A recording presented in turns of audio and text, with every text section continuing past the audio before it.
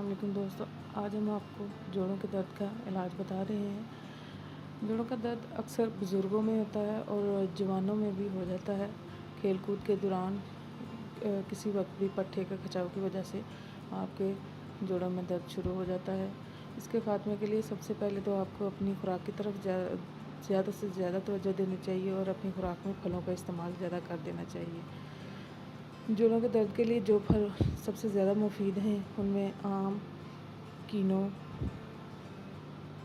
पपीता, चकोतरा और आड़ू हैं।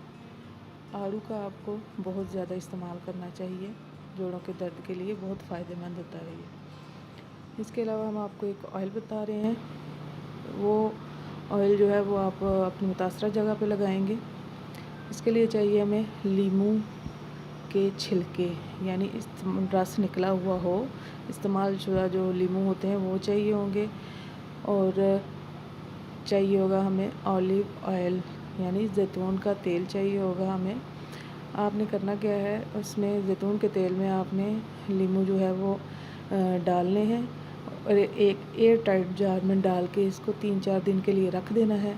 3-4 दिन के बाद आपने इस ऑयल से मुतासरा जगह पे, यानी जहाँ आपके जोड़ों का दर्द है वहाँ आपने इसकी मालिश करनी है। तो इससे आपको बहुत फ़ायदा होगा इंशाल्लाह।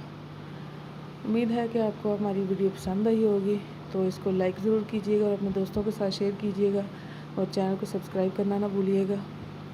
अपना बहुत सारा ख्याल रखिएगा। Thanks for watching.